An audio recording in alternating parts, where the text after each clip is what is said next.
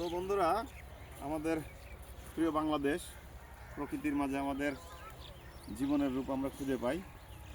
এটা হচ্ছে সিরাজগঞ্জ জেলার উল্লাপাড়া থানার কয়রা এলাকার একটি কৃষি জমি এলাকা। এখানে আসলে আসছিলাম সামান্য একটু ঘুরতে। এখানে সর্ষে ফুলগুলো অনেক সুন্দর, এই যে সরিষা ফুল ফুটছে, এগুলা কিছুদিন পরে বড় হবে। ওইদিকে ক্ষীরার ক্ষেত লাগানো হয়েছিল। ঘুরতে আসছিলাম, তো আপনাদেরকে দেখানোর ইচ্ছে হলো যে আসলে আমাদের দেশে কত সুন্দর প্রকৃতির মায়া, প্রকৃতির রূপ। এত মায়া মহব্বত সব কিছু ছেড়ে আমাদের একসময় চলে যেতে হয়। আমরা আসলে কেউই চিরস্থায়ী না, সবাই ক্ষণস্থায়ী। এইটুকু জীবনের আনন্দের মাঝেই বেঁচে থাকা, ভালোবাসা। সকলে আমার জন্য দোয়া করবেন, ভালো থাকবেন, প্রকৃতির সাথে থাকবেন। আসসালামু আলাইকুম।